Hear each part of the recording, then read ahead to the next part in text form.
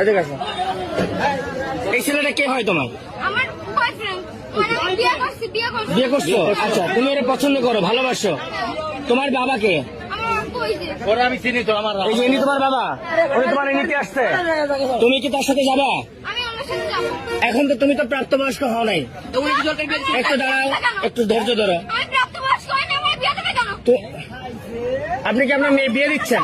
আমি বিয়ে দেওয়ার দিকে আমি ছেলেও আছে, বিয়ে না করতে থাকবে আমার বাড়িতে।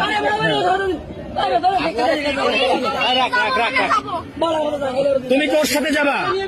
এখন তুমি তো প্রাপ্তবয়স্ক হও নাই। আমি ওর আব্বুর সাথে কথা বলছি। ওর নাম্বার আমি তুমি ওর কপালে সিঁদুর দেওয়া আছে। আরে মুসলমান, মুসলমান। মেয়েদের কোন টাইমে লাগছে? তোমার বাসা কোথায়? তোমার নিতে আসছো, এরা যদি এখন তোমার মায়েরা পুলিশে দেয় কি করবা? তুমি এত সাহস নিয়ে কিভাবে আসলে রাজশাহী থেকে এখানে? মেয়ে ফোন করেছে এই জন্য এসে। আমি বলেছি বলেই তো আসছি। তুমি সাহস দিয়ে আনছো, এমনকি তুমি ওর সাথে যাবা? হ্যাঁ, যাবো। আর ও যদি তোমার একটা বিপদে ফেলে তাহলে কি হবে? কি করে বিপদে ফেলবে? মনে করো যে একটা বিপদে ফেললো, ও তোমার একটা বিপদে ফেললো। আমার আব্বু বলছে আমি যদি চলে যাইতে চাই আমাকে চলে যাইতে বলছে। তুমি আর গায়ে হাত দেবো না, তা?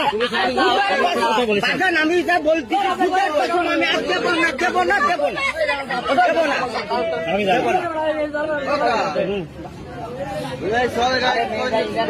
না না, প্রশাসনের বাইরে দেওয়া যাবে না। তোমরা একটু এদিকে আসো, আমার সাথে আসো। তোমরা একটু এদিকে আসো, এদিকে আসো। হ্যাঁ ভাই, এটা আমার একটু এদিকে আসো আমার সাথে। কেউ গায়ে হাত দেবে না, কেউ গায়ে হাত দেবে না, আমি তোমাকে বললাম। এদিকে আসো, আমার সাথে আসো।